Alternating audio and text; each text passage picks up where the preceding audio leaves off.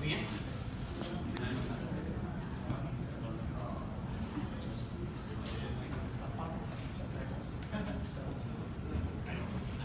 Hi guys, I'm Edgar Fernandez. I'm working with EdTech Solutions. Our sponsor is Cecilia over here. Our project manager over here is Calvin.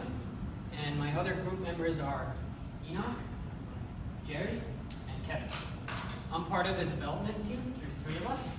Now let me talk a little about what we're trying to do this semester.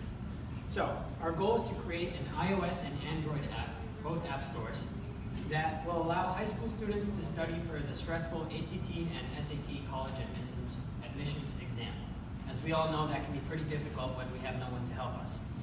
An additional objective, of course, is to make the app appealing and motivate the students to study instead of just studying because they have to. And now, on to Calvin. Hi guys, as my friend Edward here said, my name is Calvin. I'm the project manager for this particular team, and our sponsor Cecilia is the founder of the EdTech company. She's an entrepreneur, she's a test prep tutor, and she's also a teacher. And our co-sponsor is Ivy Bound. They are an established test prep company, and they have been helping us by providing us with the assets as well as some of the funding required to get ourselves off the ground. And the main motivation behind why Cecilia started this particular venture was because she wanted to bring the already existing format for tutoring into a more technological future that appealed to both Generation Z and and millennials, which would help them to, which would appeal to their sensibilities. And now, my friend Enoch, for the next slide. Hi, my name is Enoch. I'm part of the development team. And as many of you already have seen with SAT and ACT prep, there's a few already known applications like Khan Academy, Credit Prep, that help with the SATs and ACTs. And we're basically working on to continue on what they've already helped out with. And we're trying to make it more user-friendly and accessible as a format. And now back to me. So here we have our stakeholders. In the middle you can see Cecilia, once again. She is the founder, so naturally she has 50% of the company's share. Below her is the CEO founder for Ivy Bound, who has a fairly significant share, which is why we have this link between the 2 companies. To the left, we have our customer base, including students who would be using the app primarily, teachers who would be proctoring the exam using this app, and parents who want to see an increase in their child's performance on the exam. And finally, to the right, we have one of our investors who is important to the company, but perhaps not so much to the development of this particular app, because he's not giving too much input. Next slide. Here we have a few risks. The first 3 risks, distributed risk, inaccuracy risk, and product risk, are mostly involved with market fluctuations, and some of them are partially out of our control. We can mitigate them by doing considerable research. Employee risk, entrepreneur risk, and operational risk, and those are all things that would be more internal risk. Continuing. All right, and we have a system architecture flowchart. As you can see, this is extremely linear, and it's fairly self-explanatory. And finally, we have our Gantt chart here. We took the first week to better understand the material that we were getting from Ivy Bound, as well as get better acquainted with, it was PhoneGap, thank you very much. And we are nearly done with the first iteration of the app, which we will now present here, Edward, right here. So I have a short YouTube video of a demo of what we have so far.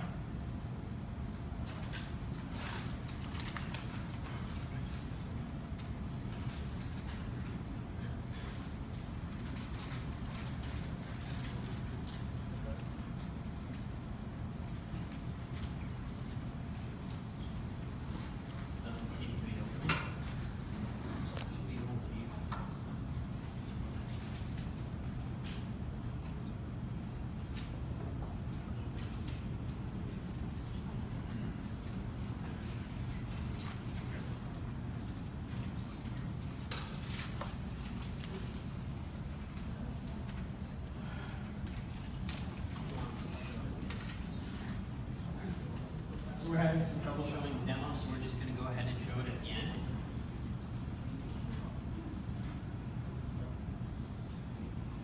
Now on to current development goals with Enoch. So right now we're working on the math section of ACT and SAT prep. We're currently working on creating the science section and improving on the math portion so we can include more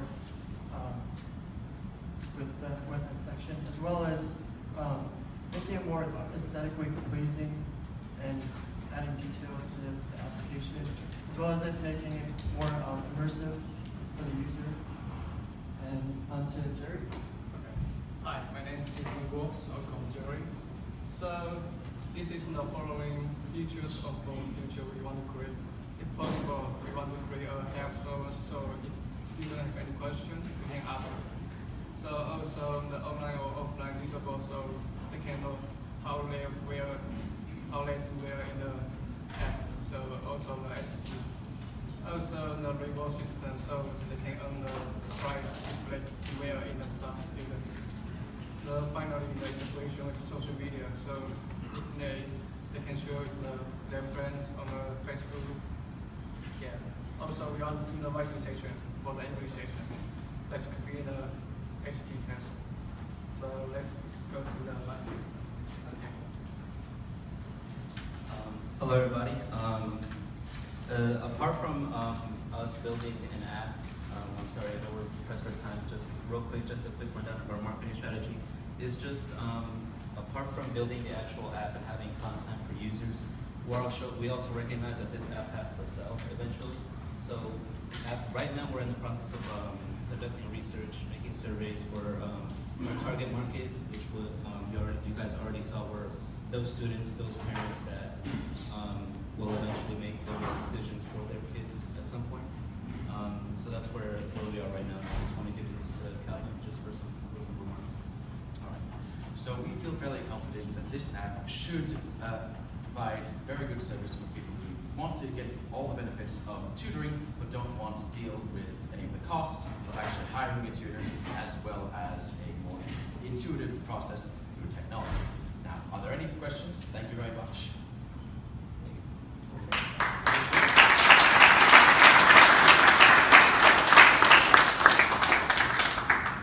Yeah, due to the limited time we have, because we have 13 presentations going in a row, we are going to limit the questions only to the judges, as opposed to what we did on Monday, because we had a lot more flexibility. And each judge is going to be allowed to ask 1 minute worth of questions. So if there are any questions they would like to ask. Am I allowed to answer questions or no? If I know. We're going to ask you for your feedback, Okay. which will be added as 30% of the total grade, which is actually 50 out of 150. Okay. So what technology did you guys use coding-wise and other than PhoneGap? Was it like, how did you code it? We use PhoneGap, which is made up of HTML, JavaScript, and CSS mainly, but you can use other frameworks online that we haven't touched upon yet. So far, we've only used what PhoneGap has to offer. Seems enough. Also, what else how did you validate like what's user-friendly? In the beginning you said something regarding it needed to be more user-friendly than Yes. some of the competitors. So we have, we're going to be researching by first showing students a sample alpha of our app by going to high schools schools or other places where students would come and test the app, and we get their feedback and restructure the app based on what they think is more user-friendly. Yes, we have this survey running already as we speak, and we expect it should be done before the science section, which is our next hurdle, is completed. So we should have all that usability locked in based on what we find from the results. So it's ongoing. It's ongoing right now, yes.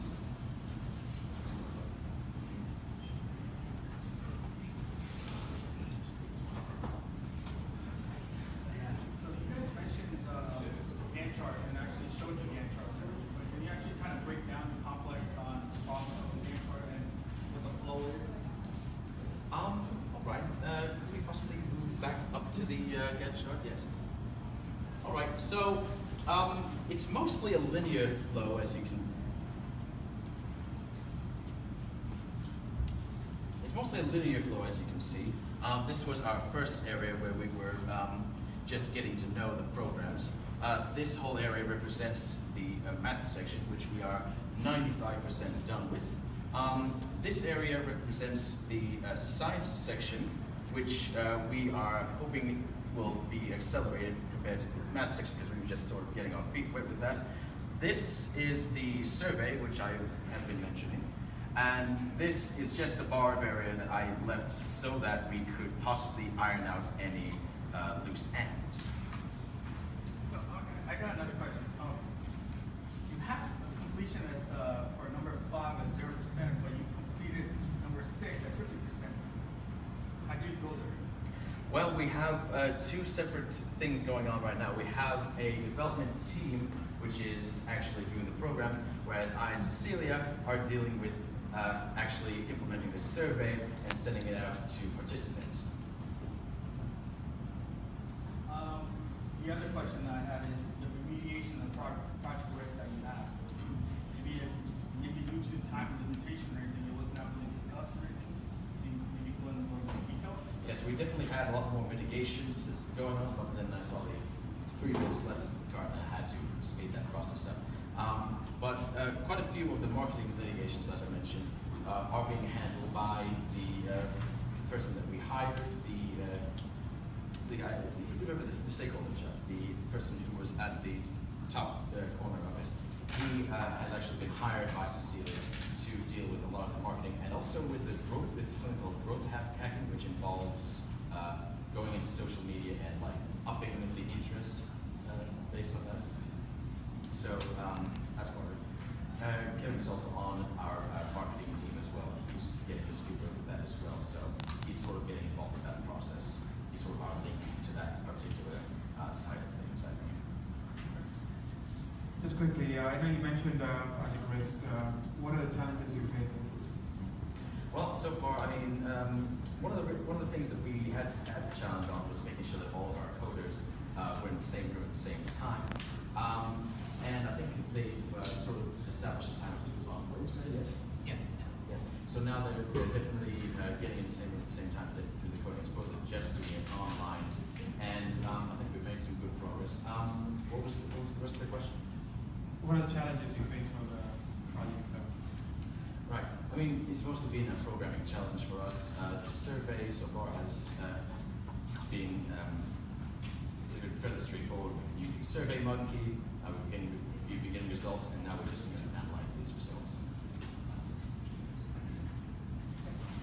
Thank you very much.